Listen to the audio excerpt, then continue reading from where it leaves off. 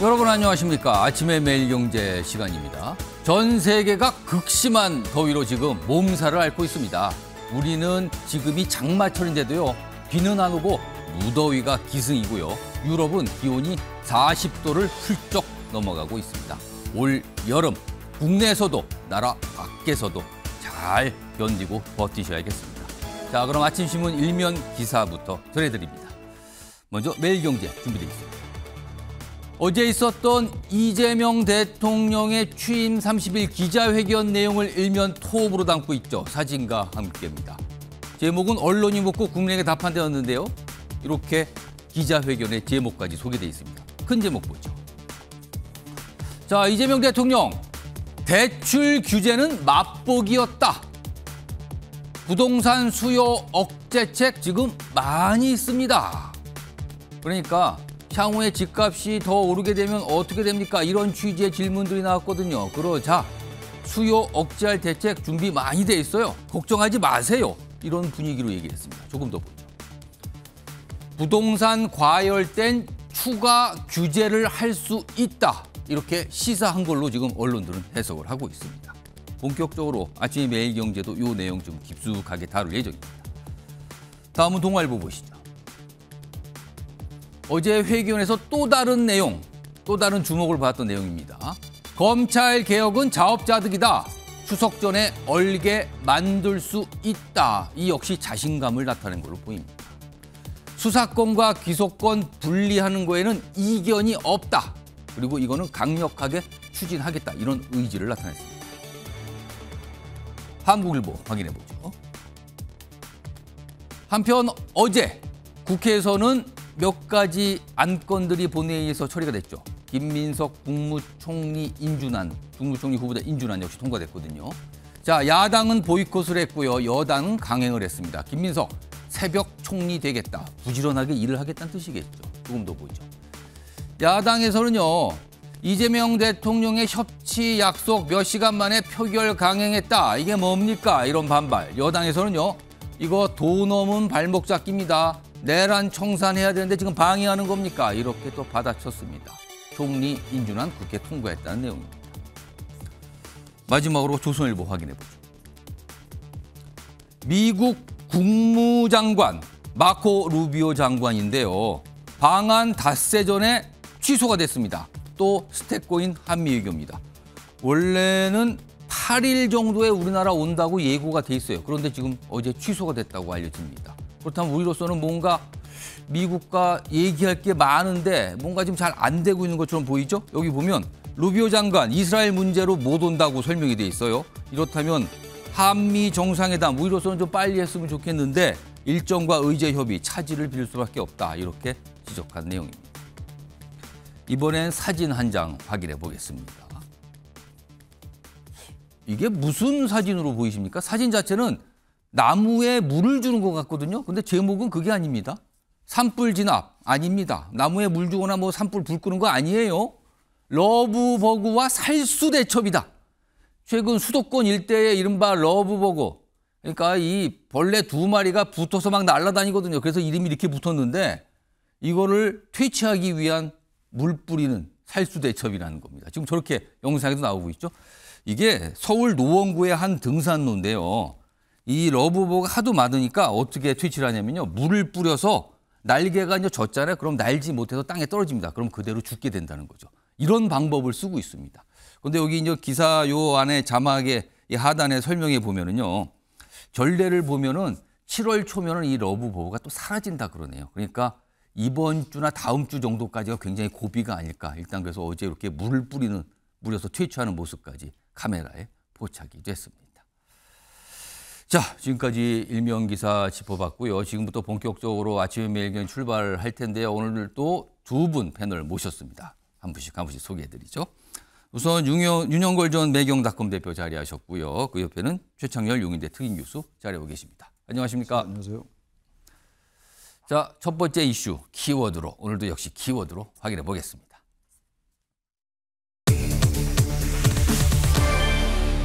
명함 뽑기입니다.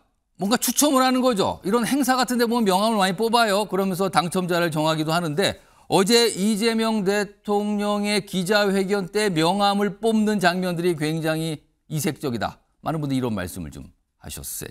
우선 기사 보겠습니다.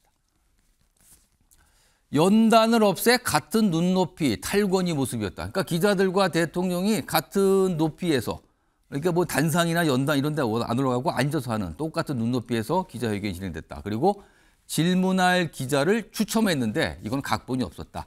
그러니까 일부는 지정을 했지만 또 상당수는 추첨을, 뽑기를 통해서 질문할 기자를 정했어요. 조금 더 보죠. 이 기사는 어제 기자회견에 대해서 파격이라고 평가를 했습니다. 파격 121분. 대통령 좌석과 기자석 같은 높이로 맞췄고요. 타운홀 미팅처럼 수평적 소통, 그리고 이렇게 뭔가 이렇게 동그랗게 앉아있는 모습이었죠. 그리고 질문자는 분야별로 무작위 선정을 했는데 답변이 좀 길어지면서 질문은 한 25개 정도로 예상했는데 15개밖에 안 됐어요. 이렇게 좀 설명이 되어 있습니다. 자, 그럼요. 어제 기자회견이 어떤 형식, 어떤 모습이었는지 영상으로 확인해 보겠습니다. 질의 방식은 대통령의 지목과 분야별 간사분의 추천 방식. 추첨한다고 하니까 벌떼 입찰 비슷하게 명함을 몇 개를 더 넣은 분도 계시다고요. 명함에 계신 분을 호명하겠습니다. 이게 뭐 주택 추첨하는 것도 아니고 사실 30일 어떻게 지나가는지 잘 모르겠습니다. 하루 한 24시간이라 한 30시간만 되면 어떨까 이런 생각을 할 때가 꽤 있습니다. 저런 모습이었는데요. 사진으로 좀 확인해 볼까요? 가장 이색적인 게 질문할 기자를 추첨, 그러니까 명함을 이렇게 통에 놓으면 그 명함을 뽑아서 질문할 기자를 뽑는 건데 지금 보면은요, 이 제목이 이렇게 돼 있어요. 이 사진 설명이 돼 있는데 대통령의 질문 순서 뽑기. 그런데 또 일각에서는 회견장 분위기가 좀 산만하다. 그래서 이런 평가 나왔다 그래요. 지금 이 사진 보시면 크게 보겠습니다. 사진을요. 이 사진 보면요. 이 대통령실 출입기자 간사가 지금 고개를 돌리면서 안 본 채 이제 질문할 기자를 누군지 이렇게 뽑는 거예요, 명함을. 그럼 뽑히면은 그 명함에 들어있는 그 이름의 그 기자가 질문하게 되는 건데 여기 좀 질문 내용 좀 보겠습니다. 아래쪽에 있습니다. 밑에 좀 잡아주세요. 여기 보면 일단 이렇게 하니까 무작위로 뽑히니까 뭔가 사전에 뭘 이렇게 조율할 수가 없는 거잖아요. 즉석에 질문을 하게 되는 거니까. 근데 여기 보시면 일각에선 분위기가 다소 산만하고 질문 기회가 신문, 방송 등 언론사별로 균등하게 배분되지 못했다. 이런 약간의 지적도 좀 있었다고 그러네요. 자, 이 얘기 좀 해보겠습니다. 우선 윤영걸 전 대표님. 네. 어제 있었던 기자회견 형식에 대해서 좀 어떻게 평가하실까요? 짧게 좀 얘기 좀 해주시죠. 형식은 뭐 아주 부드럽고 예. 대통령하고 1.5m 거리를 기자단하고 뒀으니까 예. 그리고 뭐 단상도 없었고 예. 상당히 좀 자유스러운 분위기 뭐 이런 건 높이 평가할 만해요. 그리고 저는 또 눈여겨보는 게 보통 대통령 기자회견은 11시에 많이 하거든요. 예. 빨리 하고 12시에 점심 먹자고 끝나려고. 아, 그럼 1시간밖에 안 되는 그렇죠. 거죠? 근데 어제는 10시에 했어요. 이런 점은 높이 평가합니다. 근데 형식에만 너무 지우치다 보니까 잘 보이려고만 하다 보니까 내실이 좀 많이 부족한 거 아니에요. 그 추첨 질문하는 사람은 추첨하다 보니까 예. 어디 향후회나 친목단체 같이 돼버렸어요. 네, 그 사람들이 질문자가 주택복권 당첨된 것처럼 좋아하고 대통령도 주택복권 당첨된다는 얘기까지 할 정도니까 로또 뭐 이런 얘기가 그러니까, 나왔죠. 그렇죠. 그러니까 너무 보여주기 형식에만 좀 치우친 거 아니냐. 예. 지금 뭐 가장 우리 민감한 저 한미 저 관세 협상이라든지 예. 또 특검 수사라든지 지금 특활비 같은 것도 전 대통령 때 없앴던 걸 지금 부활한다는 거 아니에요? 예. 그리고 또 김민석 총리 어제 임명한 거라든지 예민한 거 많은데 그런 거는 또 싹 빼고 그냥 어떻게 보면 언저리 그냥 신변 잡기만 하다 보니까 뭔가 묵직하고 예리한 그렇죠. 내용의 질문들이 나올 법한데 그런 건 없었다. 그렇죠. 이 말씀인가요? 국정의 가장 핵심되는 거를 예. 대통령과의 기자회견은 얼굴을 붉히는 자리입니다. 예. 기자들은요 자기가 궁금한 게 아니라 국민이 궁금한 걸 물어보고 대통령은 대답하기가 아주 거북해야 되는데 어제는 편안한 질문에 편안한 답변. 최창렬 교수님께서는 어제 형식 부분, 기자회견 형식 부분 어떻게 좀 보셨습니까? 저는 어쨌든 과거에 너무 이제 짜여진 각본 같은 거, 예. 사전 조율 같은 것 그런 것들 배제하고자 하는 그런 의도가 나타난 거라고 봐요. 그래서 저기 저는 긍정적으로 평가합니다. 단지 이제 그 추첨을 하다 보니까 어떤 그 너무 한쪽으로 편향된, 그러니까 과도하게 과거엔 또 너무 중앙언론 쪽으로 편향이 됐었는데 예. 이번엔 또 그게 조금 뭐 추첨을 하니까 뭐 일부러 어떻게 할 수도 없는 노릇이에요. 예. 그러다 보니까 지금 말씀하신 그런 지적들이 타당한 면이 있는데, 그 이제 의도가 좋으니까 지금 이재명 대통령이 취임할 때부터 취임 당일날도 이제 오찬회동을 했고 여야 지도부와, 그리고 취임 18일 만에 22일 날 또 여야 지도부와 오찬회동을 했고, 아무튼 역대 어느 대통령보다 정말 통합해야 되겠다, 소통하고 협치해야 되겠다는 생각이 간절한 것 같아요. 그건 보이는 것 같습니다. 그건 그냥 보여주기는 아닌 것 같고, 왜냐하면 어느 대통령보다 이재명 대통령이 야당 대표 시절에 이 이제 불통, 협치가 안 되는 것, 여기에 대해서 상당한 문제의식을 느꼈을 거예요, 아마. 예. 그래서 이제 그런 것들이 보이고, 아마 기자회견, 어제의 기자회견도 그런 부분의 한 맥락의 연장이라고 보긴 봅니다만, 조금 이제 다음에 보완할 건 좀 있어요. 어느 한쪽이 편향되어 있는 건 분명합니다. 그러니까 질문할 수 있는 언론사나 그 기자들 소속이 약간 좀 이게 균등하게 좀 더 글쎄요, 가야 된다. 이 부분을 말씀하시는 그런, 건가요? 그런 방법을 모색할 필요가 있을 것 같고요. 의도는 저는 뭐 좋다고 봐요. 예. 윤 대표님도 좋게 말씀하셨습니다만, 근데 어떻게 결과적으로 의도는 대단히 선한 거였는데 결과는 너무 어느 한쪽이 치중이 되니까 지난번 같은 경우는, 과거의 경우는 또 너무 중앙 언론 쪽에 치중됐는데 이건 또 하다 보니까 어떻게 그렇게 됐어요, 추첨이. 약간 좀 반대 현상이 반대 현상이 나타나서 나타나서 저걸 어떻게 기술적으로 보완하는 부분이 없을까 생각이 들고, 연단 없애고 이 단상 없애는 거 저런 건 참 좋은 의도인 것 같아요. 그래서 어쨌든 좀 편하게 얘기를 하자. 타운홀 미팅식으로 하고. 예. 그리고 어제 또 특징이 대통령의 답변이 굉장히 길더라고요. 제가 길었습니다. 느낀 게 성남시장도 하고 경기도지사도 하고 이러다 보니까 행정가의 면모가 보여졌다. 그 얘기를 상당히 길게 하고 디테일에 강하고 말이죠. 예. 그러니까 지도자들이 큰 방향과 비전 설정하는 게 대단히 첫째 중요합니다만, 못지않게 디테일도 좀 강해야 돼요. 그래야 아래에서 그 쉽지 않게 보이거든요. 그래서 어제 그런 면이 있는데, 조금 어쨌든 최근에 한 달밖에 안 됐으니까 평가가 이르긴 합니다만, 최근에 여러 현안에 대해서는 좀 덜 이제 궁금증이 풀린 것도 없지 않아 있다. 그런 말씀입니다. 알겠습니다. 자, 지금까지는 어제 기자회견의 모습, 장면, 형식에 관한 얘기를 했고요. 내용 측면 하나씩 좀 짚어보겠습니다. 어제 가장 많은 분들이 관심을 기울이고 귀를 잡았던 게 바로 부동산 관련 규제 얘기를 꺼내놓은 거였어요. 기사가 준비되어 있습니다. 보시죠. 대출 규제는 맛보기다. 수요 억제책 엄청나게 많이 남아 있습니다. 이렇게 이재명 대통령이 얘기를 했죠. 그럼 이거는 앞으로 상황에 따라서는 추가 규제 들어갈 수 있다라고 시사한 걸로 보이잖아요. 여기 보면 자금 출처 실거래 자료 점검 강화, 전세 대출의 DSR 적용 방안 검토. 그러니까 DSR이라면 한도를 정하는 기준을 말하는 거거든요. 근데 전세 대출에도 이런 걸 정하겠다. 지금은 이 부동산을 살 때, 대출 받을 때 이게 적용되는데 전세 대출에도 적용된다. 그리고 규제 지역 확대 가능성도 있는 거 아니냐. 다만 세금으로 집값 잡기는 안 할 것이다. 이런 관측도 있다 그러네요. 자, 그럼 어제 이재명 대통령의 이 발언 확인해 보겠습니다. 이번에 대출 규제는 맛배기 정도에 불과하죠.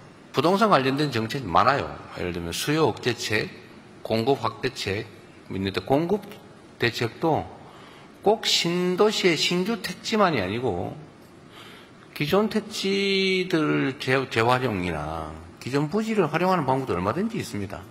그리고 더 근본적으로 수요 억제책으로는 지금 이거 말고도 많아요. 저는 대한민국의 미래가 이 부동산 정책에도 크게 영향을 받을 거라고 봅니다.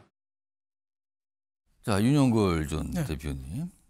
사실은 이 부동산 문제가 굉장히 지금 관심을 받는 이유 중에 하나가, 원래 관심이기도 했지만 지금 정부 들어설 즈음부터 시작해서 지금 최근까지 집값이 급등을 했습니다. 그래서 강력한 대출 규제가 나왔어요. 그러다 보니까 과거 문재인 정부 때도 규제책이 쏟아졌습니다. 수십 번 넘게.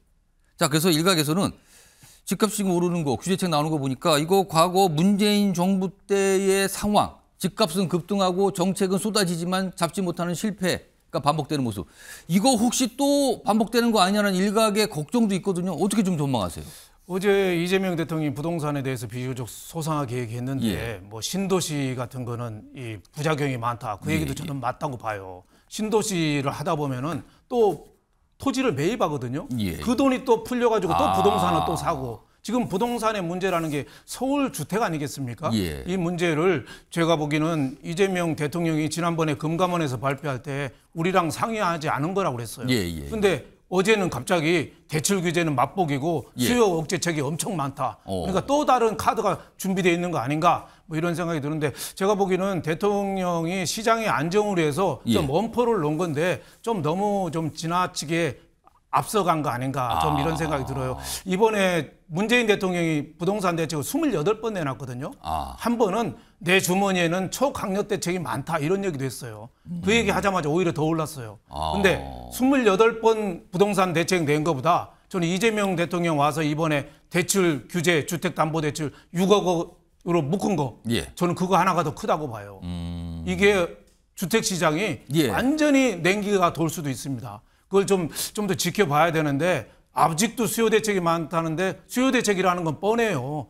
투기 과열직으로 묶어서 예. 세금 때리고 거래 못하게 하고 뭐 초과이익 분담금이나 각종 규제책 더 세게 해서 재건축 함부로 못하게 하고 예. 막는 거거든요. 근데 그게 지금으로 봐서는 공급 대책이 좀 나와야 되는 거 아닌가. 예. 시진핑 중국 주석이 2021년에 주택이 투기 대상이 되어서는 안 된다 한마디 하고 나서 예. 중국 경제가 완전히 사그라졌거든요. 오. 지금도 찬바람이 멈추고 온기가 돌지 않아요. 예. 그것처럼 이 대통령이 저는 부동산에 대해서 소상히 알고는 있는 것 같은데 어제 얘기는 조금 너무 앞서간 것 같다. 이런 생각이 좀 들어요. 지금 대출 규제를 좀 더 지켜보고 예. 좀 얘기해도 아는데 너무 좀 성급하게 얘기한 거 아닌가 생각이 듭니다. 그러니까 어제 부동산 관련된 이재명 대통령의 발언은 얼마 전에 있었던 금융위원회가 이 부동산 대출 규제 강력한 또는 뭐 역대급 초강력 이렇게 평가받는 그런 대책이 나왔거든요. 그와 관련된 질문을 받고 나서 수요 억제책 많이 있습니다. 이렇게 얘기를 하면서 주목을 받은 거거든요. 최청렬 교수님, 똑같은 질문이다. 혹시 이번 정부도 문재인 정부 때처럼 집값 급등, 대책은 나오나 계속 올라가는 현상, 혹시 이런 걱정을 해야 되는 겁니까? 저도 걱정은 들어요. 저는 뭐 부동산 전문가는 전혀 아닙니다만 아무튼 과거의 경험이 대책을 내놓을 때마다 올랐던 기억이 우리 다 굉장히 많은 분들이 약간 좀 안 좋은 기억이 돼버렸죠. 그럼 워낙 많이 올랐어요. 문재인 예. 정부 때. 그리고 꼭 진보 정권만 그랬던 건 아닌데 대체로 이제 많은 분들의 생각 속에 노무현 문재인 정부 때 많이 올랐다. 예. 제 기억으로도 강남이 저렇게 감히 입성 못할 그런 이제 비싼 지역으로 된 게 박근혜 정부 때는 그러지 않았던 기억이 언뜻 나요. 제가 정확한 기억이 모르겠는데 예. 언제부턴가 이제 격차가 확 벌어졌거든요. 예. 그래서 부동산 문제는 저거 대책을 정말 어느 정부나 부동산을 어쨌든 안정시키고자 하는 그런 생각이 없는 정권이 어디 있겠어요. 다 그건 생각은 똑같은데 그러면 정치적인 게 아니니까. 근데 무슨 대책을 내놓으면 또 시장이 거기 또 원래 시장이 탐욕스러운 거거든요. 그러니까 거기 그걸 또 능가하는 또 뭔가 나오고 예. 거기서 또 대책을 내놓고 규제책을 내놓으면 그걸 또 우회하는 게 또 나오는 게 시장이거든요. 이 자본주의에서 시장이 무서운 겁니다. 그러니까 잘 아시겠습니다만. 그래서 대출 규제가 맛보기다. 경고용으로 들리는데 예. 저 단어는 쓰지 않으면 좋을 뻔했던 것 같아요. 맛보기다. 저 뭐 의도는 알겠는데 여러 대책이 있으니까 너무 걱정하지 마십시오. 맛보기니까 메인 요리가 나오는 건 뭐 아직 멀었다. 그렇죠. 다 그런 준비돼 얘기야. 있다 지금 이런 말인데. 그러니까 이재명 대통령 이제 말씀은 너무 오른다고 걱정하지 마십시오. 여러 가지 대책도 있고 보완책이 있으니 예. 너무 걱정하지 마십시오라는 의미로 얘기했을 겁니다 아마. 근데 듣는 사람 맛보기라는 거 뭔가 센 게 나오나? 예. 이런 생각이 들면 뭐 이제 계층에 따라 다를 거예요. 그걸 이제 바라는 사람도 있을 것이고 반대로 부동산을 너무 냉각시키는 거 아니야? 이런 이제 생각을 하는 사람이 있을 거예요. 국민들도 다 계층마다 달라요. 이해관계가. 제가 어제 어느 보도를 보니까 강남 3구의 시가총액이 서울 전체의 43%래요. 예. 그래서 수도권이라고 얘기하는데 수도권에서 서울에서도 양극화가 뚜렷하거든요. 그렇습니다. 뭐 너무나 차이가 나니까 더 잘 아시겠습니다만. 그래서 저는 이 부동산 대책이라는 건 이 왕도가 없는 것 같아요. 저렇게 규제책도 내놓고 대책을 하면서도 시장의 반응도 좀 살피고 이렇게 해야 될 것 같고 또 하나가 이건 장기적으로 구조적으로 수도권에 집중이 안 되게끔 이제 균형 발전 얘기도 어제 많이 나왔는데 그래서 여러 가지를 다각도로 구조적인 측면에서 모색을 좀 해야 된다. 그런 생각이 듭니다. 자, 어제 기자회견 중에서 몇 가지 굉장히 많은 분들의 주목을 받았던 그리고 언론의 관심을 받던 내용 하나씩 소개해드리고 있는데요. 몇 가지 발언 더 있었습니다. 이건 또 빠르게 한번 진행해 보죠. 다음 기사 보겠습니다. 여소야대 대통령은 할 수 있는 게 별로 없습니다. 생각해 보니까 윤석열 전 대통령 힘들었을 것 같네요. 이런 얘기를 했군요. 지금은 여대 야소죠. 그러니까 상대적으로 이재명 대통령 상황은 좀 나았다라는 이런 설명 같은데 이런 얘기도 해요. 그래서 뭐 특별감찰관 임명 지시했다. 이거 추천해달라고 조치를 강구하라고 지시했다. 이런 내용까지 공개했습니다. 이런 윤석열 전 대통령은 여소야대 상황에서 힘들었을 것이다. 이런 얘기까지 나왔습니다. 그럼 이 얘기 좀 한번 들어볼까요? 영상이 있습니다. 제왕적 대통령제에 대한 뭔 대책이 있냐. 사실 뭐 여러분도 직접 경험해 보셨지만 대통령이 제왕적이라고 하는 것도 사실은 약간은 어폐가 있어요. 국회가 여소야대가 돼버리면 거의 할 수 있는 게 크지 않습니다. 전임 대통령은 되게 힘들어하지 않았나요? 아마 되게 힘들었을 것 같아요. 그렇게 제왕적이지 못합니다. 저런 얘기였군요. 그리고 또 있습니다. 뭔가 최근에 인선 사항에 대한 설명도 좀 나와 있었거든요. 이 기사입니다. 마음에 들거나 색깔 같은 쪽만 쓰면 위험합니다. 그러니까 탕평 인사가 중요하다 이런 뜻 같죠? 시멘트, 자갈, 모래가 섞여야 콘크리트가 되죠. 시멘트만 있으면 시멘트 덩어리고 모래만 있으면 이게 단단해집니까? 다 섞여야 단단하죠. 그래서 인선의 기준이 이거라는 걸 강조한 것 같습니다. 최근에 이제 송미령 농림부 장관 유임에 대해서 일각에서 지금 특히 야권에서 이게 반대 목소리가 나왔잖아요. 이걸 의식한 듯 이렇게 탕평 다 섞어야지 괜찮은 겁니다. 그러니까 송미령 장관 유임권 그리고 최근에 검찰 인사 관련해서 야권 내에서 좀 반발이 좀 있었거든요. 그걸 의식한 듯 이런 설명이 있어요. 그럼 이 발언도 좀 들어보죠.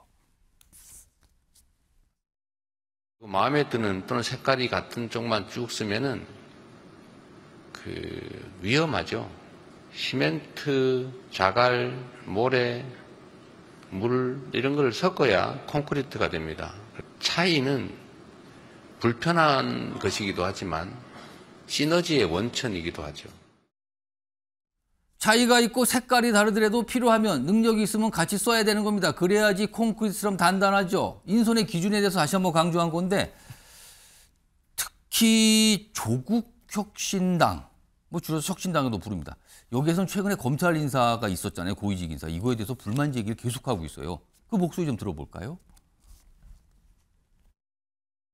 개혁 입법만 해서 개혁이 된다면 한동훈 지금 법무부 장관 쓰시고 내란 속에 윤석열 놀고 있던데 검찰총장 다시 해도 돼요. 그러면 안 되기 때문에 정치 검찰을 반드시 해체하고 그 자리에 제대로 된 강직한 반윤 혹은 무색무취한 그냥 평범한 검사들이 개혁을 동참할 수 있도록 해주셔야 된다. 개혁 인사를 하셔야 된다. 박은정 의원은 검찰 출신이죠. 그래서 강력히 얘기하는데 한동훈, 윤석열 전 대통령 얘기하면서 쓰세요. 왜 안 씁니까? 개혁이라며 탕평이라며 이렇게까지 반발하는 모습인데 일각에서는 이걸 놓고요. 대선 때 사실은 야권이 굉장히 하나로 뭉쳤잖아요.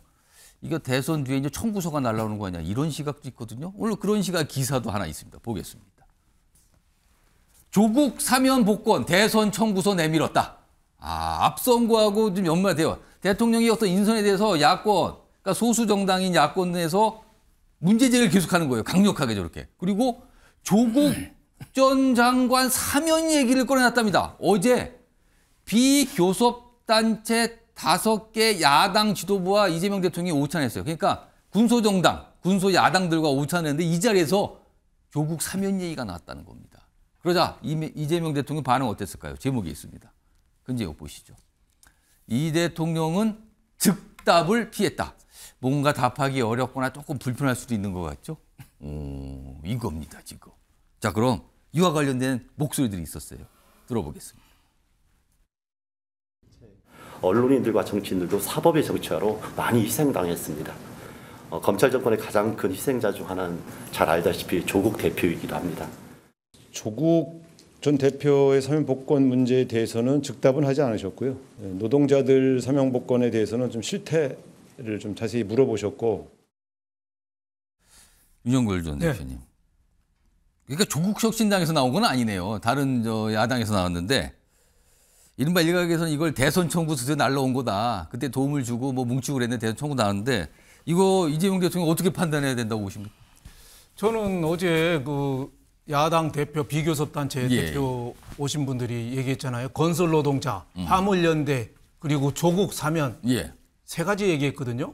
근데 화물노동자하고 건설노동자는 현장 파악을 좀 해보라고 실무진한테 지시했어요. 그렇습니다. 근데 조국 대표 사면에 대해서는 노코멘트 아무 얘기도 안 했어요. 답이 없었다. 그렇죠. 그러니까 왜 그렇겠어요? 저는 지금 정부 출범한 지가 한 달밖에 안 됐습니다. 예. 그런데 지금 민주당 야권에서 팬덤이 있는 정치인이 이재명 대통령 다음으로 있는 사람이 조국입니다. 네, 지금 국민의힘 쪽에서는 아마 한동훈, 홍준표 정도, 홍준표 뭐 탈당했으니까 모르지만 예. 그 정도 팬덤이 그러네요. 좀 있고 예. 이쪽에서는 조국 팬덤이라는 게 있거든요. 예. 그러니까 제가 보기에는 대통령 생각은 이제 정부 출범 한 달도 안 됐는데 조국 풀어줘? 그러면 또 무슨 일이 생길지도 몰라서 내년 지방선거까지 영향을 줄 수 있고 굉장히 구심점이 될 가능성이 있어요. 차기 대권 주자로도 오를 수 있고. 그래서 작년 12월에 구속됐거든요. 감옥에 예. 갔거든요. 2년이거든요. 예. 앞으로 2년 남았어요. 그리고 감옥에서 나와도 또 피선거권 규제가 아마 한 5년 정도 아마 될 겁니다. 복권이 되지 않는다면 예, 계속 출마를 못 해요. 예. 그래서 제가 보기에는 조국 이슈는 계속 끌고 갈 것 같습니다. 8.15는 당연히 안 되고 예. 올 연말 크리스마스 때도 좀 제가 보기에는 와글와글 하다가 올해 넘기지 않을까 제 생각에는. 그러니까 올해는 그런 사면이나 뭐 이런 거 복권 없을 것 같다. 예. 그래서 조국에 대해서는 조국의 기대와는 달리 굉장히 시간을 끌 가능성이 좀 높지 않느냐. 그건 뭐 정치니까 할 수 없고 이재명 대통령도 5년 임기라는 게 금방 가거든요. 예. 언제 레임덕이 닥칠지 몰라요. 그러니까 거기에 대한 대비를 저는 해야 된다. 하고 있다. 저는 이렇게 보고 있습니다. 최치환 교수님. 대선 청구서가 날라왔다는 평가를 받게 된 어제 조국 전 장관에 대한 사면 요청 뭐 이런 발언인데 이재명 대통령은 어떻게 판단해야 된다고 보십니까? 저는 사면 지금 하는 건 맞지 않는 것 같아요. 지금 이재명 대통령의 행보를 보면은 예. 한 달밖에 안 됐습니다만 제가 아까 잠깐 언급했는데 어쨌든 간에 중도, 보수, 실용, 시장, 통합 이걸 굉장히 강조하는 것 같아요. 지금 만약에 조국 전 장관을 만약에 사면하게 되면 말이죠. 중도 보수는 대단히 반발할 거예요. 게다가 지금 이제 취임한 지 한 달밖에 안 됐는데 어쨌든 간에 중도 보수 쪽의 마음을 자꾸만 이게 끌어와야 될 거 아니에요. 포용하고 통합하고 이렇게 해야 되는데 조국 장관 전 장관을 갑자기 사면하면 그쪽에 당연히 이반이 될 거고 말이죠. 물론 이쪽에 진보 쪽의 인사들은 좋아할 거예요 아마. 예. 어차피 뭐 국민들이 다 똑같이 생각이 같지가 않으니까. 근데 보편적으로 볼 때 중도적 관점에서 볼 때 예. 조국 전 장관에 대한 수사가 설령 무리하게 있었다 손 치더라도 지난 정권 때 그렇다 하더라도 지금 경제 민생 회복 이런 걸 하고 이해해야 되는데 정치적으로 조국 전 장관 아주 정치적이고 진영 간의 대결의 상징적인 인물이기도 한데 말이죠. 저런 분을 만약에 사면시키면은 자신의 통합 행보나 협치 행보에 상당한 균열이 갈 거라는 판단을 할 것 같아요. 그래서 제가 볼 때 당분간은 사면 생각 없을 겁니다 아마. 그래서 어렵다. 어제 그렇게 답을 하지 않은 게 아닌가 그렇게 생각합니다. 오늘 두 분 패널 공통적으로 이거는 여러 가지 판단해 보면 이거는 어려운 것 같아요. 이런 전망을 해주셨습니다. 어제 야당 그러니까 군소 야당 5개 정당의 지도부와 오찬 때 나왔던 얘기라고 합니다. 자, 다음 이슈로 넘어가 보죠. 역시 키워드 확인해 보겠습니다.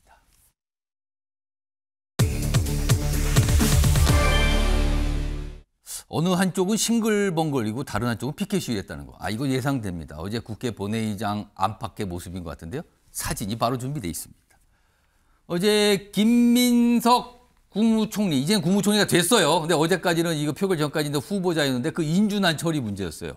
지금 이 왼쪽에 있는 사진은요, 인준안이 국회 본회의 처리가 되고 김민석 총리와 함께 민주당 의원들, 여당 의원들이 민주당 의원들이 이렇게 같이 사진을 찍는 모습이에요. 분위기 좋죠.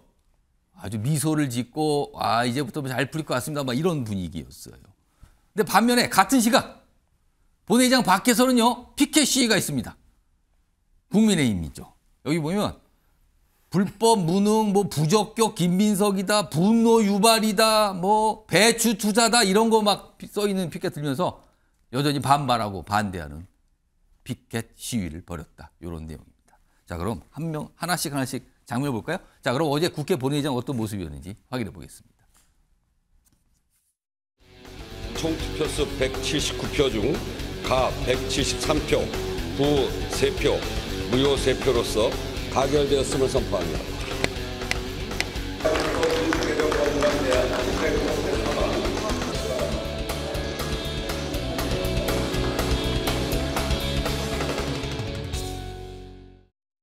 자, 그러면은 저 비슷한 시각의 본회의장 밖에서는 어떤 분위기, 어떤 모습이었을까요? 역시 영상 준비되어 있습니다. 다선 의원으로서 이렇게 의회 민주주의를 파탄내는 것을 무작정 보고만 있을 수 없었습니다. 앞으로 국민 여러분들과 함께 민주당의 의회 독재를 넘어선 이 사실상 사법 장악을 통한 이재명 정부의 독주에 대해서는 강하게 저지하겠다는 말씀 드리겠습니다. 김민석은 사퇴하라! 국민을 무시한 독단, 야당을 배제한 독주, 민주주의를 조롱한 폭거입니다. 저렇게 반발한 목소리 계속 냈거든요. 근데 민주당은 지금 뭔가 좀 때를 쓰면서 방해하는 겁니까? 약간 이런 취지의 또 반응을 나타내고 있다고 합니다. 윤영걸 대표님, 결국에는 인준안 처리가 됐습니다. 어떻게 좀 보셨어요? 뭐 김민석 총리가 새로 임명됐으니까 잘하길 바랍니다. 잘하길 바라는데 다만 그 청문회 과정에서 나온 게 너무 많았어요.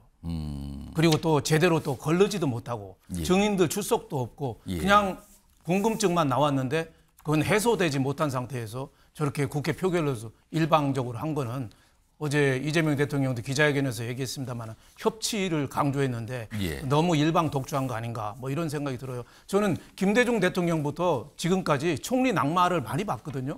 그때 뭐 위장 전입이라든지 뭐 지방 부동산 뭐 투기라든지 논문 표절이라든지 한두 개 갖고 낙마하는 경우가 많았는데 김대중 대통령 때부터 낙마한 총리 후보들을 보니까 야, 그분들이 굉장히 깨끗했던 분이구나.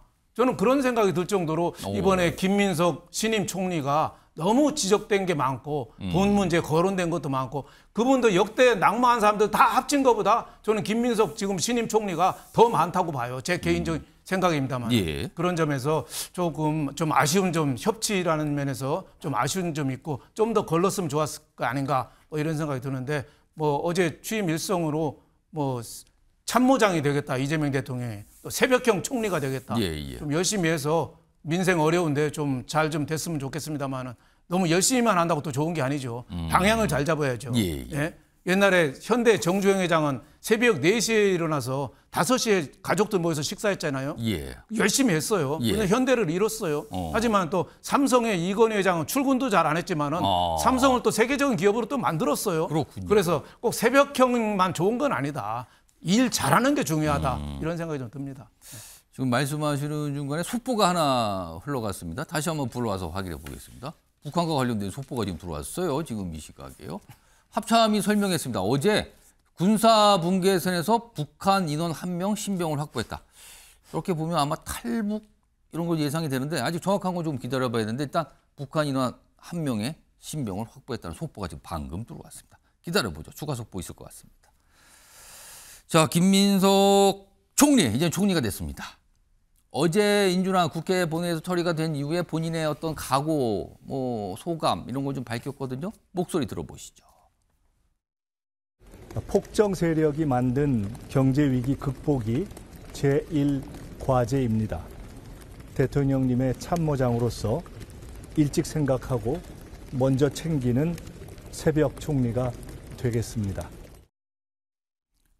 최청열 교수님, 뭐 핵심을 말하면은 참모장 새벽 총리 되겠다 이겁니다. 어떻게 들으셨어요? 참모장은 제가 이제 군대 사병생활 해가지고 사단장 옆에 이제 사단장이 뭐 사단밖에 몰랐으니까 군단까지 잘 모르겠고 사단장이 별 2개잖아요. 그렇습니다. 그 참모장은 대령이었고 지금 모르겠어요.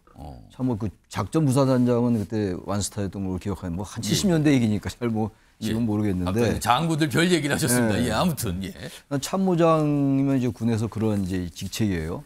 참모의 장이거든요. 그러니까 이제 군에 여러 가지 뭐 인사, 군수, 작전 참모들이 있는데 그 참모의 장이다 이런 얘기인데 좋은 의미로 얘기했겠죠. 근데 굳이 이제 또 그 단서를 달면 사족을 좀 달면 말이죠. 참모는 대통령을 보좌하는 비서들이 참모거든요. 대통령실 비서관들, 수석들 이분들이 참모들이에요. 그 참모장은 비서실장입니다. 그래서 수석들을 지휘하는 게 비서실장이니까. 그렇군요. 근데 이제 이 국무총리는 헌법에 나와 있듯이 행정각부를 통할하게 돼 있어요. 대통령을 보좌하고 대통령의 명을 받아 행정각부를 통할한다고 정확하게 헌법에 명시되어 있습니다. 그러니까 참모장 이상이 돼야 돼요. 참모장이 돼서 대통령과 호흡도 맞추고 대통령의 심기도 맞추고 뭐 좋습니다. 그거 당연히 해야 돼요. 국정을 같이 공유해야 되는 것이니까. 근데 뭐 그런 의도를 말을 했겠죠. 전 좋게 해석을 합니다만 굳이 제가 꼬투리 잡는다면은 너무 대통령 의식하지 말고 행정각부를 통할하는 뭐 내각제 하에서의 그런 국회가 합의한 총리는 아니라 하더라도 예. 국회 인준을 받은 총리거든요. 거의 민주적 정당성을 갖고 있는 거예요. 그렇습니다. 장관들이야 인사청문회 통과하면 되는 것이 청문회 통과하지 않아도 대통령 임명하면 되는 거니까 인준이 없잖아요. 근데 총리는 인준이 있는 거니까 보다도 행정각부를 통할하는 소시 있는 그런 총리가 됐으면 좋겠다는 말씀 드려서 예.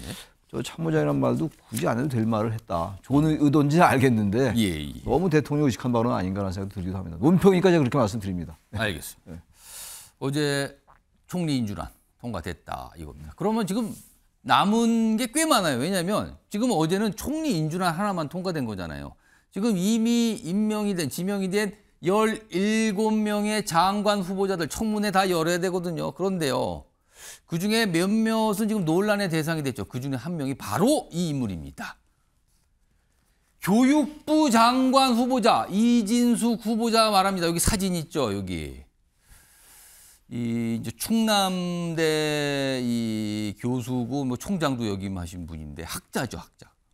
근데 여기 보면요. 교수 때 여기 큰 제목이 있습니다. 이 내용 좀 보겠습니다. 큰 제목 좀 잡아주세요. 교수 때 논문 2편 판박이 논란이다. 논문 2개를 각각 다른데 이렇게 뭐 공개를 한 건데 이게 판박이더라. 그럼 겹친다는 거잖아요. 제목, 실험 설계, 결론, 그다음에 106개 문장이 유사하다. 동일 실험 통한 논문 쪼개기 한 거 아니냐. 그러니까 여기도 내고 같은 건데 조금씩 바꿔서 여기도 내고 여기도 내고. 그럼 이건 문제가 되잖아요. 학자로서는. 특히 교육부 장관이라는 점에서 이걸 주문하는 거예요. 특히 교육부 장관들은 교수 출신들이 많이 되는데 특히 과거에 논문 이게 항상 논란될 때 꽤 있었거든요. 근데 이번에도 역시 이런 논문들이 논란이 되고 있다는 겁니다. 지금. 교육부 장관이기 때문에 이게 논란이 더 커지죠. 자, 두 분께 제가 한 30초 시간 좀 드릴까요? 어떤 의견이신지. 먼저 윤영걸 전 대표님. 교육부 장관 후보자이기 때문에 주목받는 이 논문 문제. 이거 어떻게 보십니까? 교육부 장관은 누구보다도 논문에 대해서는 좀 투명해야 되거든요. 예. 과거 노무현 정부 때 왜 김병준 부총리 내정자도 결국은 그것 때문에 사퇴했고 그 이후도 교육부 장관에서는 다른 장관보다 잣대가 훨씬 엄했습니다. 뭐 재산 문제도 있지만 사실은 논문 문제 그렇죠. 이게 컸어요. 항상. 학생들이 뭘 배우겠어요. 이게 장관 부총리 또 뺏기는데 학생들이야 뭐 컨닝 정도는 마음대로 해도 생각한다고 할 정도의 말이 나오지 않겠어요? 전국 중고등학교, 대학교, 뭐 초등학교부터 다 영향을 주는 그런 인물이기 때문에 저는 누구보다도 엄해야 된다. 하지만은 이번에 이진숙 후보가 2018년 2월과 3월에 다른 기관에 냈는데 알고 보니까 내용이 너무 좀 유사한 거 아니냐. 그래서 지금 유사한 프로그램이 한 35%가 똑같은 거 아니냐. 이래서 좀 논란이 되고 있는데 제가 보니까 본래 좀 투명하게 좀 설명을 해야 되고 지금 이진숙 후보자는 청문회 때 소상히 밝히겠다 그러는데 지금 이재명 정부 들어와서 장관들이 의혹 제기하면 다 청문회 때 밝힌다고 하거든요. 청문회 얼렁뚱땅 넘어가겠다는 거죠. 여당 비호를 받아서. 그러지 말고 의혹 나올 때마다 바로바로 좀 설명 좀 해라. 그래서 좀 추가로 팩트 체크하고 검증 좀 할 수 있게. 그래서 좀 더 어떻게 보면 소상하게 설명을 좀 해야 된다고 봅니다. 최천할 교수님 지금 특히 대학에 몸담고 계시니까 좀 어떻게 관심 있게 보실 것 같은데요. 근데 저게 이제 그 내용이 비슷한데 인용을 달았는지 모르겠어요. 기사만 볼 때는 아직 거기에 대한 설명은 없는데 인용을 달았다면야 문제가 되지 않는데 인용을 단다 하더라도 전체적으로 베끼는 게 많았거나 전체 거의 뭐 유사할 정도 같던 그건 표절이 될 수가 있는 거죠. 뭐 이제 논문 쪼개기 아니냐는 의혹인데 그래서 지금 그렇게 나올 수밖에 없는 거라서 저건 지금 말씀하셨습니다만 이게 교육부 장관 후보자이기 때문에 다른 부분과 또 다른 거죠. 그러니까 지금 문제는 이제 그거예요. 이제 이 김수석 총리는 이제 뭐 임명이 됐습니다만 지금 장관 인선이 지금 있었고 이제 청문회를 해야 되는 건데 이 인사청문회 리스크가 좀 있어요. 이게 지금 대개 보면 과거 정권 때 보면은 대체로 국정 동력이 떨어지는 게 인사에 문제가 생기면 국정 동력이 떨어지고 그러더라고요. 대체 공통적 현상이에요. 보수 정권이건 진보 정권이건. 그래서 인사 문제는 저 일종의 언론 검증이거든요. 언론에 자꾸 저런 이제 의혹이 제기되는 것이고 저게 이제 오늘 주말이니까 금요일이니까 이제 주말 거치면서 다른 언론이 어떻게 또 볼 것이며 언론의 신문이나 방송이나 이런 데서 이진숙 후보자에 대해서 이거 진짜 문제 있다. 이건 표절이기 때문에 특히 교육부 장관 후보자라서 안 된다라고 나오면 이건 받아들여야 될 것 같아요. 받아들인다면 문제가 덜 되는데 이거 끝까지 밀고 나가고 그러면은 뭐 한두 명 정도가 그럴 수 있겠죠. 현실이니까. 대통령 입장에서 전부 이거 낙마시킬 수 없는 거죠. 검증이 나올 때마다 의혹이 나올 때마다 낙마시킬 수 없는 것인데 이게 언론이 아주 지배적으로 특히 특정 부처의 성격과 결부돼서 이거 문제가 있다고 하면 아직 모르겠어요. 이게 더 확산돼 나갈지 그리고 이게 정말로 이 인용보호를 안다는 건지 그건 봐야지 알겠습니다만 만약 그런 의혹이 계속 제기된다면 전 반응하는 게 어제 이재명 대통령도 반응 얘기를 많이 했던 걸로 제가 기억하는데 국민께 반응해야 된다는 거 아니겠어요? 반응성, 책임성 이런 게 민주주의의 주요 원리인데 인사 리스크를 넘어가려면 저런 부분들은 좀 지켜봐야지 되긴 하겠습니다만 이게 상당한 언론에 저런 거를 너무 무시하면 안 된다. 그런 생각입니다. 알겠습니다. 장관 청문회가 참 많이 남아있죠. 7월 달에 뭐 같은 날에도 많이 열릴 것 같아요. 지금으로서 보면요. 자, 이 정도로 내용 좀 마무리하고요. 다음 이슈 준비되어 있습니다. 키워드 보시죠.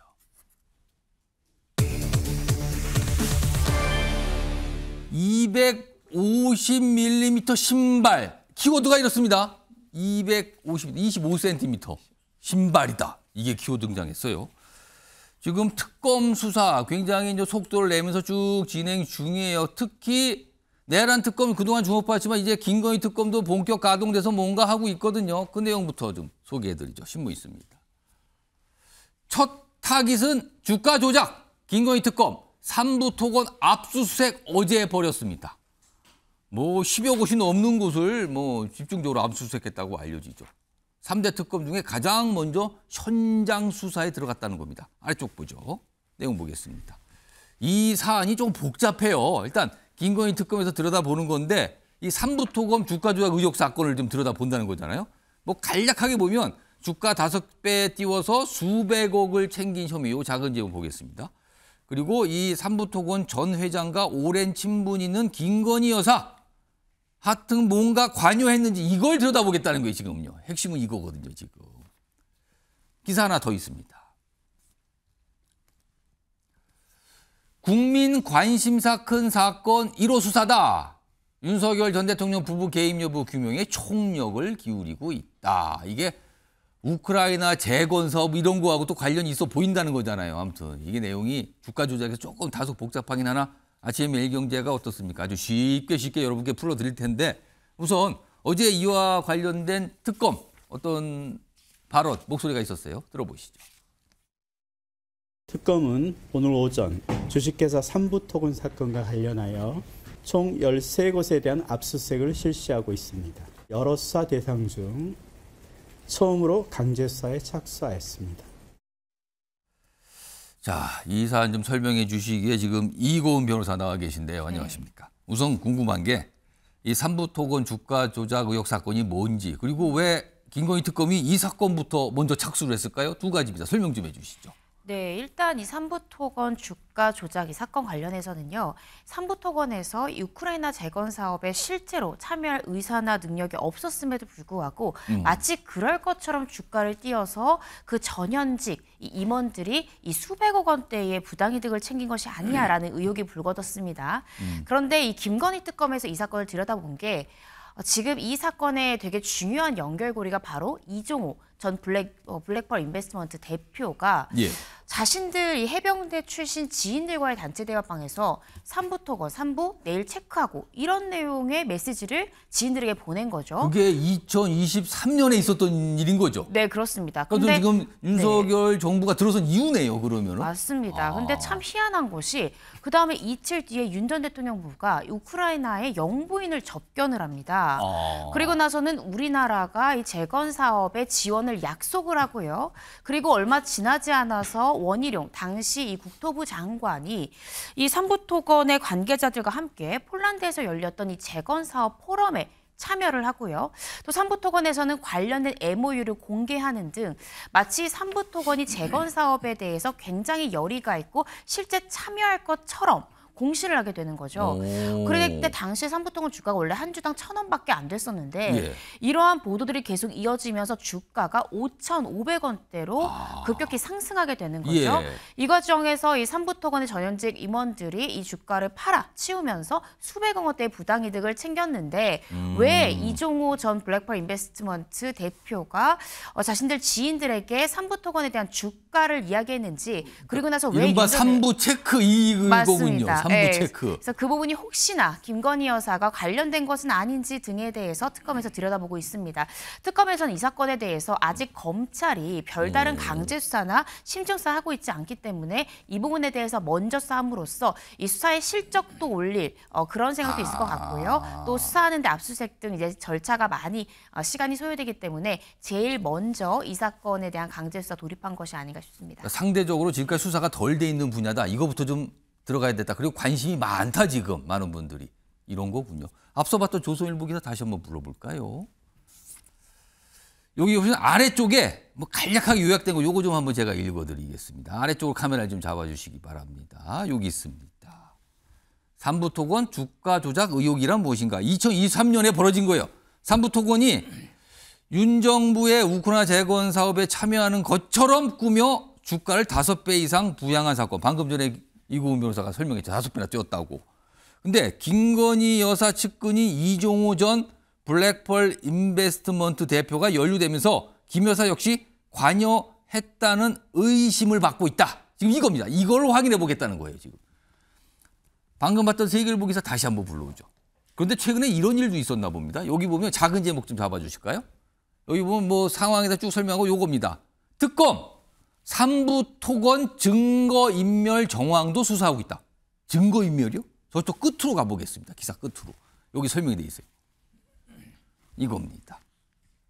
특검팀은 여기 보면 특검팀은 삼부토건의 증거인멸 의혹도 살피고 있다. 삼부토건은 압수수색 사흘 전인 지난달 30일 본사를 기존 서울 중구에서 종로구로 옮겼다. 본사로 옮겼다고요? 네. 이게 어떻게 되는 거예요? 이겁니다. 본사로 옮겼으면 이게 서류나 뭐 이런 거 다 어떻게 되는 겁니까, 그럼? 그렇기 때문에 지금 의심을 사는 겁니다. 그 6월 30일에 본사를 이전했는데 서울에서 부산으로 간 것도 아니잖아요. 중구에서 종로로 갔답니다. 네, 굉장히 가깝기 때문에 어떤 사업상의 필요 때문에 옮겼다라고 변수하기는 좀 어려울 것 같고요. 옮기게 되면 사용하던 PC나 서류들에 대해서 상당 부분 소실이 될 가능성도 있습니다. 그 특검에서는 지금 확보된 PC나 뭐 USB나 여러 가지 자료에 대해서 포렌식을 할 텐데 만약에 의도적으로 증거인멸을 하려고 했다라고 하면 이 전현직 임원들에 대해서 아마 구속 수사가 일어날 가능성이 높고요. 또 이러한 증거인멸을 과연 누가 교사했느냐 여기까지도 들여다볼 수 있습니다. 그러니까 지금 확인해 봐야 돼. 이게 진짜 무슨 증거인멸하려는 그런 이상가 아니면 순수하게 정말 이상가 이런 것도 따져보겠지만 약간 좀 이상하다는 거죠. 정황이. 들여다보겠다는 겁니다. 이런 일도 있었군요. 이런 가운데요. 아까 키워드에 무슨 신발 얘기 나왔잖아요. 바로 이 기사 때문에 그렇습니다. 바꿔간 샤넬 신발. 사이즈는 250mm. 이거 누구 사이즈입니까, 이게? 특검, 김 여사 치수 확인 나설 듯. 여기 기사 보면은요. 이건 또 다른 사안이에요. 이른바 건진법사라는 인물과 관련된 건데 무속인으로 알려진 건진법사 전성배 씨가 통일교에서 김건희 여사 청탁용으로 받은 명품 가방을 신발 등으로 바꿨는데 그때 교환한 신발 사이즈 크기가 250mm였던 것으로 전해졌다. 김 여사 발치수와 유사한 크기의 신발 아니냐? 지금 이거예요. 그래서 이게 중요하다는 건데 이고은 변호사, 신발 사이즈가 매우 중요한 증거라고 단서가 되는 겁니까 지금? 중요한 정황 증거는 될 수 있을 것 같습니다. 네, 이 통일교 간부로부터 이 건진법사 전성배 씨가 이 샤넬 가방 등을 이제 두 차례 받았다는 건데요. 거기에 웃돈을 보태서 이 김건희 여사가 코바나 콘텐츠를 운영했을 때부터 굉장히 측근으로 알려진 이 유경옥 전 이 대통령실 행정관이 2번 바꿨는데 그 중에 한 번 바꾼 게 신발 한 켤레가 뭐 다른 가방으로도 바꿨는데 그 중에 또 신발이 있었다는 거죠. 바꾼 것 중에. 그래서 소위 이제 신데렐라 수사다라고도 많은 분들이 부르기도 했는데 신발을 바꿨다는 건 사이즈가 있다는 것이고 그렇죠. 그 해당 사이즈가 과연 김건희 여사 발에 딱 맞는 신발이냐? 만약 그렇다면 그렇다면 유경종 행정관은 이게 김건희 여사 부탁이 아니었다라고 이야기를 하지만 김건희 여사가 지시했을 가능성도 있기 때문에 현재 그 샤넬 신발의 사이즈가 250mm라는 거고 일부 보도 내용에 따르면 김건희 여사도 250에서 260 정도의 발 사이즈 가지고 있다는 거예요. 그런데 보통 신발을 만드는 회사마다 사이즈가 조금 다릅니다. 그렇겠죠. 그래서 이 해당 샤넬사에서 이미 김건희 여사가 어떠한 신발을 가지고 있다면 같은 사에서 만든 것이 과연 또 250mm가 맞는지 아마 소환 조사됐을 때 이 신발을 또 신겨볼 가능성도 우리가 생각해 볼 수 있을 것 아니면 같거든요. 혹시 갖고 있는 신발 중에서 비슷한 사이즈가 있는 건지 이런 것도 확인을 하는 건가요, 그럼? 네, 그럴 수 있습니다. 그래서 아마 소환 조사 때 저 신발 사이즈가 김 여사 발에 맞는지도 특검에서 들여다볼 것 같습니다. 윤영걸 전 대표님, 이게 무슨 상황 같습니까, 지금 이게? 신발 얘기까지 나오네요, 지금. 예, 본인은 뭐 신데렐라 신발이 내 거 아니라고 얘기할 수는 있을지 모르지만 지금까지 나온 정황 증거를 볼 때 유경옥 그 청와대 대통령실 행정관이 김건희 여사 심부름을 했을 가능성이 지금 정황이 자꾸 높아지고 있죠. 그러니까 권진 법사한테 받은 거 통일교 본부장한테 권진 법사 받은 게 김건희 여사한테 갔는데 그거를 또 신발하고 핸드백하고 바꾼 거 아니에요, 샤넬? 그러니까 아마 김건희 여사 것일 확률이 지금 조금 높아지고 있는 거죠. 일단 통일교 쪽에 건넸던 이 가방에 대해서 김건희 여사 쪽에서는 뭐 이런 거 받은 바 없다. 그리고 이 건진법사라는 인물도 이거 뭐 건넨 바 없다라고 일단 얘기하고 있습니다만 신발 사이즈가 지금 뭔가 관건처럼 등장을 했어요. 그렇죠. 지금. 핸드백은 샤넬백은 내 거 아니다. 뭐 이렇게 하면 되는데 신발은 김건희 여사 발 치수가 있을 거 아니에요. 예. 그게 이제 250mm로 나왔다니까 김건희 여사가 보통 사람 여성보다는 발 치수가 조금 크답니다. 그러니까 이 같은 딱 250이 딱 맞는다. 그러면은 신데렐라가 김건희 여사가 될 확률이 지금 좀 높아진 거죠. 참 생각지도 못한 막 신발 사이즈까지 지금 뭐 특검에서 보고 있다 뭐 이런 얘기가 나오고 있네요. 지금요. 상황이 좀 이렇게 되고 있습니다. 자, 그리고요. 이번 기사는 어제 윤석열 전 대통령이 이제 재판에 출석을 했어요. 그 내용 좀 다뤄보죠. 여기 기사 하나 있습니다. 윤석열 전 대통령 측 어제 재판에서 이런 얘기들이 왔다 갔다 했다는 거예요. 이거 특검으로 사건이 이첩된 거 무효입니다. 무효라고요? 이첩된 게? 그럼 뭐가 약간 절차 문제를 또 제기한 건데요. 그러다 특검은 꼬투리 잡기 그만하세요. 약간 이런 반응이었다 그래요. 재판에서 공방이 있다. 그리고 윤석열 전 대통령은 어제 출석하는데 묵묵부답. 근데 다만 지지자들한테는 미소를 보였다 이겁니다. 자, 그럼 어제 윤 전 대통령의 출석 모습 좀 확인해 볼까요? 지지자한테 미소를 보냈다 그러네요. 보겠습니다.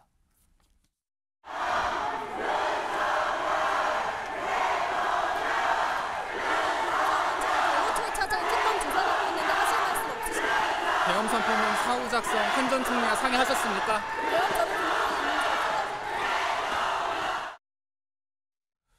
요 내용 우선 최창열 교수님 지금 영상 보니까 이 기자들 질문에는 아무 얘기를 안 해요.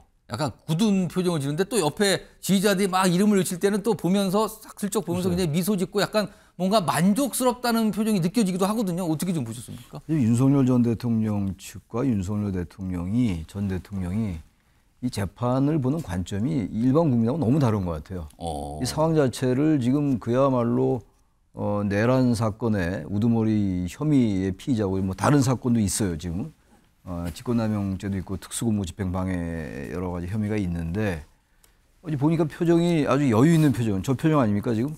여유 있는 표정이거든요. 그러니까 저기 아무 대답은 안 하고 반응은 보이지 않습니다만 지지자들이 얘기를 하니까 연호를 하니까 내 재판 뭐 무죄. 그래서 설마 무죄 나온다는 생각을 할지 모르겠어요. 법률가인데 본인 스스로 법률가고 이게 여러 가지 사건 중에서 특히 내란 우두머리 혐의인데 말이죠. 근데 저렇게 생각을 하는 건지 모르겠는데 여론전이나 뭐 이런 것들을 의식하는 것 같아요. 지지자들이 이렇게 지지하고 있기 때문에 나는 괜찮다 이렇게 생각하는지 모르겠습니다. 저는 뭐 그것도 납득이 안 가는 생각이긴 한데 표정은 좀 그래요. 그래서 지금 얘기하는 것도 인계와 이첩이 다르다.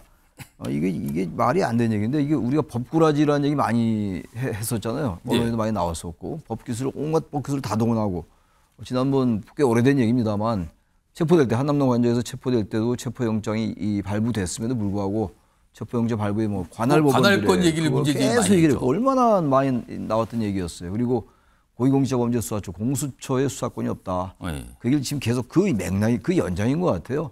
계속 그런 식으로 이제 법적으로 뭔가를 이제 끄집어내서 시비를 걸고 이러는 것 같은데 그래서 결국 석방도 됐죠. 석방되고 또 심은정 검찰총장이 직시항공권을 행사하지 않아서 지금 이제 석방된 상태로 있는 건데 전 저런 부분이 이제 특검이 정식으로 출범했으니까 내란 예. 특검이 한계가 있다.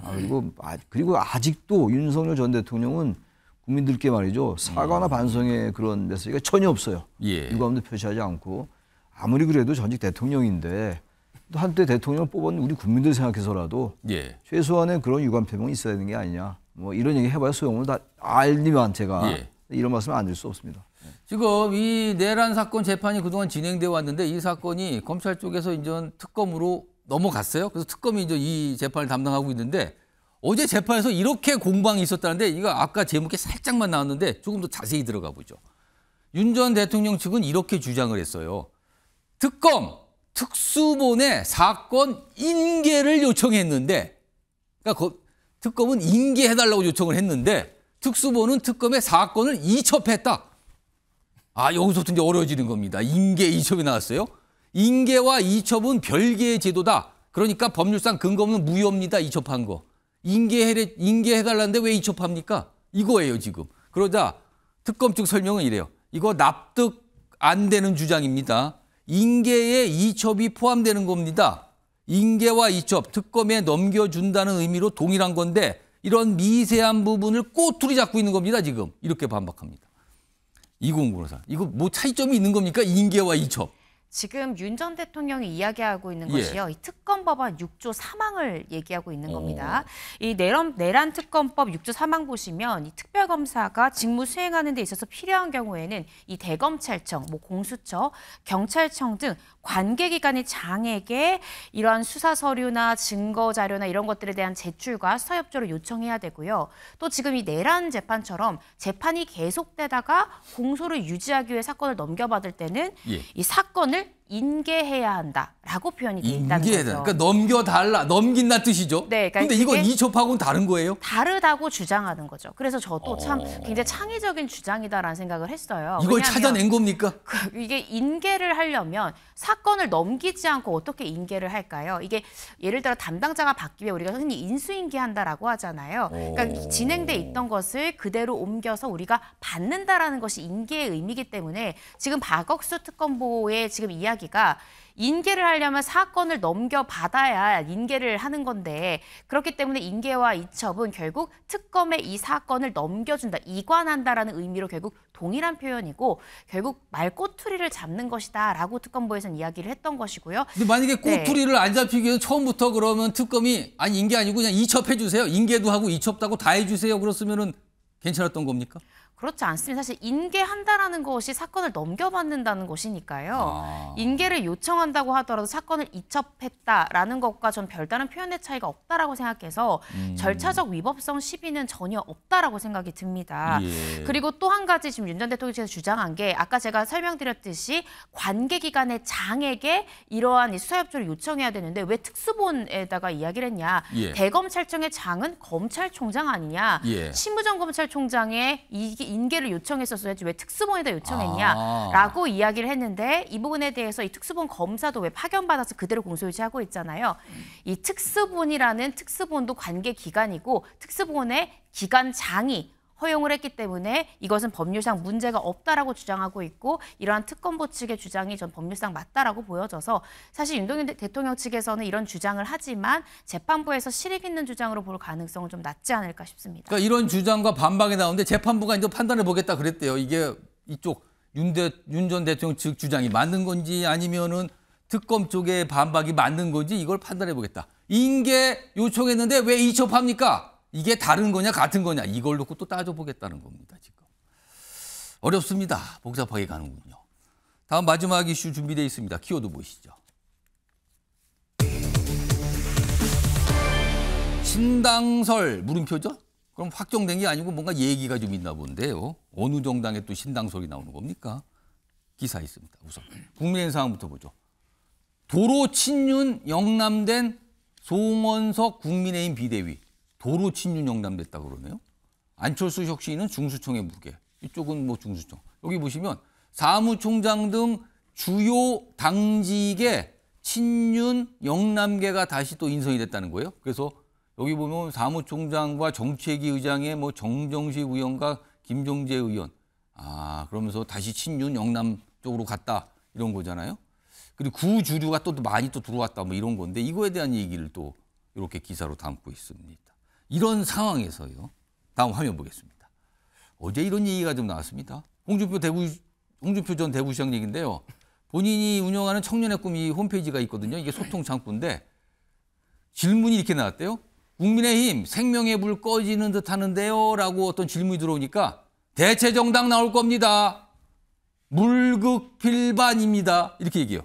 모든 일은 극에 따르면 반전하다. 대체 정당 얘기를 꺼내놨어요. 그래서 홍준표 전 시장이 지금 무슨 생각을 하는 건가 지금 이런 얘기가 나옵니다.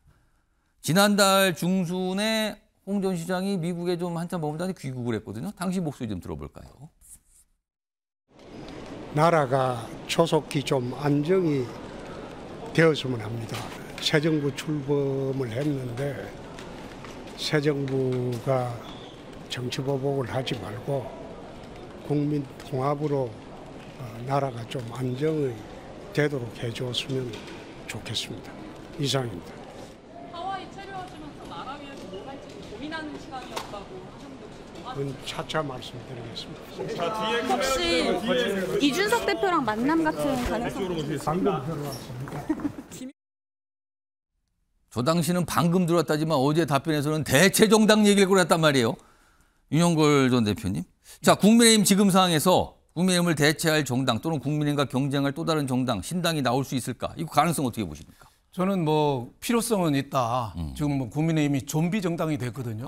지금 희망을 못 찾고 있어요. 예. 인적 청산도 하고 예. 윤석열 대통령 뜻을 같이 했던 사람들이 책임을 좀 져야 되는데 오히려 TK, PK 세력이 지금 당직 배분도 지금 다 차지하고 있어요. 원내 대표부터. 그러니까 이 당이 지금 희망이 없는 거죠. 그래서 지금 혁신위원회가 안철수 의원 중심으로 출범한다지만은 뭐 8월 전당대회까지 안이 나오면 새 당대표가 또 무시하면 또 아무것도 아닐 거 아니에요. 그래서 국민의힘은 정말 지금 희망이 없는 당이 됐는데 그렇다고 해서 홍준표 전 의원, 전 대구시장이 될 수 있느냐. 예. 참신하냐. 뭔가 중심이 될 수 있는 거냐. 세력이 있냐. 제가 보기에는 국민들은 보수를 이끌 메시아를 기다리는데 예. 짝퉁도사 아닌가. 그만큼 제가 보기에는 희망을 주는 인물이 아니다. 본인이 윤석열 전 대통령 비상계엄에도 예. 어떻게 보면 책임을 같이 져야 되고 예. 물러나고 벌써 은퇴 선언도 했던 분 아니에요. 예. 본인이 물러나고 더 잘할 수 있는 사람한테 밀어주는 하나의 미랄이 돼야지 지금 자기가 나서서 뭘 한다 그 할 때는 아니다. 저는 이렇게 봅니다. 최찬영 교수님. 최소한 국민의힘과 경쟁을 할 수 있는 대체 정당 또는 신당을 말하는 거예요. 이 가능성 어떻게 보십니까? 뭐 정치라는 게 워낙 생물이고 예. 국민의힘 가지고는 도저히 보수는 재건이 안 된다는 게 일반론이에요. 이제 거의 뭐 확실한 이제 학설로 이제 정착이 된 상황인데 뭐 좀비 정당 말씀까지 나왔는데 글쎄요, 지금 이 홍준표 전 대구시장이 리더로 나와서 과연 대체 정당으로서의 어떤 국민들의 지지를 받을 수 있을까? 중도 보수. 저도 좀 한계가 있다고 봐요. 저렇게 해서 보수가 재건될 것 같지는 않아요. 보수는요, 완전히 새로 태어나야 돼요. 그동안에 탄핵에 대한 태도라든지 이런 것, 계엄에 대한 태도도 그랬고. 근데 홍준표 전 대구시장은 좀 애매한 태도를 취해왔어요. 예. 상당히 기회주의적인 태도를 취해왔고. 윤석열 전 대통령에 대해서 얼마나 또 비호를 많이 했습니까? 저는 그렇게 느꼈던 건데. 지지에 와서 홍준표 전 대구시장이 뭔가 기치를 든다? 과연 거기에 모일 사람이 얼마나 되며 과연 중도나 보수나 이런 쪽에서 과연 그 정당을 보수의 어떤 혁신을 할 수 있는 그런 정당을 볼까? 제가 볼 때는 그렇게 보지는 않고 지금 하루에 말이죠. 국민의힘이 완전히 그 TK를 물갈이 완전히 해야 돼요. 영남을. 과거에도 그런 일이 있었잖아요. 이회창 총재 때도 그런 일이 있었고. 예. 그래서 완전하게 뭐 거기 있는 분들이 대단히 잘못해서 어쨌든 그분들은 거기에 있으면서 그게 자신의 정치에 이게 부합한다고 보는 거거든요. 예. 이런 친윤의 색깔을 드러내야지 오히려 다음 총선에 유리하다고 보는 그런 것 같아 보여요. 그래서 그거를 완전히 해소하려면요, 이제 흔히들 말 완전 물갈이 해야 돼요, 물갈이를. 그래야 이제 보수가 새롭게 태어나니 이러지. 인적 혁신이 안 되는데 사무총장도 뭐 친윤 쪽이고 TK 쪽이고. 예. 계속 이런 식으로 가면 말이죠. 전 뭐 홍준표 전 시장이 나온다고 되나? 전 뭐 전혀 회의적입니다. 알겠습니다. 어떤 움직임이 있을 건지 한번 지켜보도록 하고요. 시간이 조금 남아서 마지막 기사 하나 소개해드리죠. 일본 얘기. 특히 요새 일본을 둘러싸고 대지진설 계속 나오거든요. 여기 보면 7월 대지진 괴담 속에 일본 도카라 열도 열흘 사이 1000번이 흔들렸다. 1000번 지진. 이 지도 보면 큐슈 남쪽에 있는 어떤 열도인데 여기에서 지진이 이렇게 많이 났답니다. 그래서 많은 사람들이 일본 내도 그렇고 밖에서 약간 불안해한다. 이런 내용들의 기사들이 오늘 꽤 많이 실려 있습니다. 자, 오늘 아침의 매일경제는 여기서 마무리하겠습니다. 시청해 주신 여러분 고맙습니다.